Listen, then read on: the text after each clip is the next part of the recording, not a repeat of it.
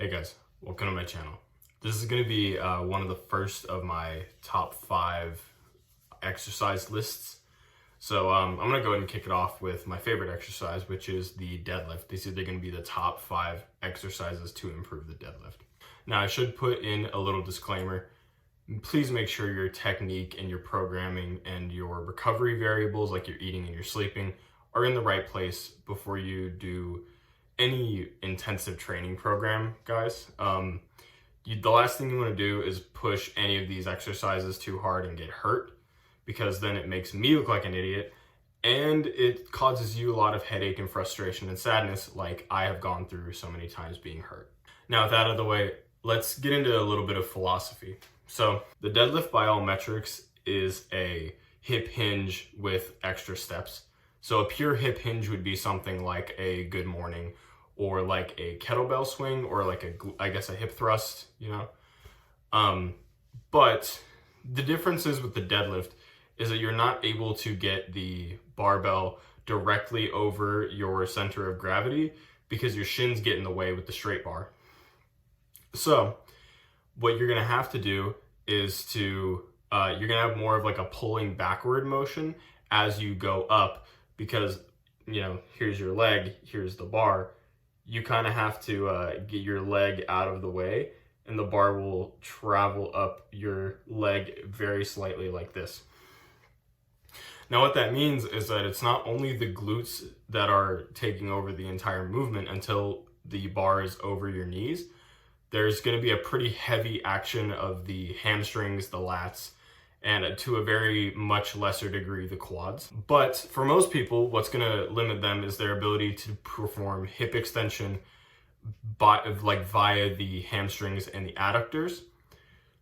So all these exercises that I'm going to explain to you all are probably going to have some kind of disadvantaged leverage over those two muscles. So I'm going to break these up into 3 categories.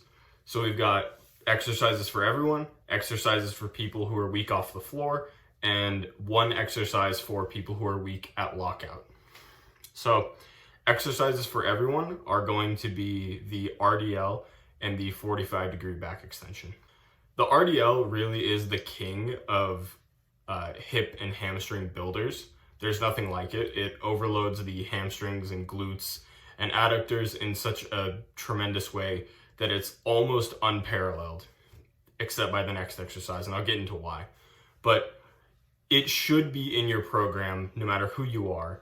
Now, my recommendation is to keep this in more of like a bodybuilder type rep range, probably somewhere in between 6 at the very lowest and 12 or 15 at the absolute highest. This is a very stressful motion, and you do want to make sure you're using very good technique, but also don't be afraid to push it on these, because the injury risk is going to be lower than with a normal deadlift from the floor. Now, why do 45-degree hip extensions get to go in this category the same way? The only reason it's not above the RDL is because of the equipment requirement. You need to have a barbell and you need to have the little machine. It's really hard to replicate through other means. I guess it's possible, but what the machine does is it gives you a very unique isolation of those hip extensor muscles, and it takes your quads and to a lesser degree your glutes out of the movement significantly, which is going to be more specific for what people are actually lacking in the deadlift specifically, to be able to get that weight going and keep it going while also keeping your back engaged. It basically annihilates all the muscles that are typical weaknesses for people in the deadlift without anything getting in between. You see Pete Rubish doing things like this. I mean, in his heyday, he did like 500 pounds or something for 1 rep, which is freaking ridiculous. Personally, I like to do this with a barbell on the floor the same way he did, except I'll take a snatch grip and I'll try to get as much range of motion as I can, because the biggest weakness of this exercise is the range of motion. Luckily, your legs being pretty much locked straight is going to make up for that lack of stretch at the bottom through the actual range of motion, but you should try to maximize range of motion on all of these while maintaining safety. So for my off the floor guys, this is me included. I find that if you have good technique, your weakness at some level is probably going to be off of the floor. It's either going to be right off the floor, like for me, or it's going to be maybe 3 inches off the floor, which is what you see in a lot of really big deadlifters. Thor Bjornsson comes to mind. I know Kaylor Woolham is weak there. So the two exercises that I picked out are the deficit deadlift and the snatch grip deadlift. They both kind of do the same thing. The deficit deadlift simulates you having longer legs, and therefore the angle of your hip is going to be more closed, causing those hip extensor muscles to be stressed more. Now, the downside with the deficit deadlift as opposed to the snatch grip deadlift is that your knees can kind of compensate by getting more open, which kind of lessens the training effect that it has. I should say the knee angle gets more open, which lessens the training effect. Whereas in the snatch grip deadlift, both joints at the hip and knee are more closed. So you're not able to make up for one with the other. And overall, it is my favorite deadlift variation that is performed with a barbell and still kind of a deadlift off the floor. Now you can also combine these movements to do held deadlifts, which I've shown before, and Thor Bjornsson seems to do in his off seasons, according to his Deadlift Gospel program that came out after he deadlifted the 501 kilos. I would say that this movement is extremely, extremely hard on your body, but it makes up for it in the developmental effect. And also it does teach you the proper shoulder and arm position that you should have while deadlifting. Whatever you do in a snatch grip, you probably want to have that same shoulder and arm position when you move your hands more inside. And then the last exercise is for my lockout guys. Now, if you have a lockout problem, chances are something is going wrong when you break the bar off the ground. Typically, it's your back rounding.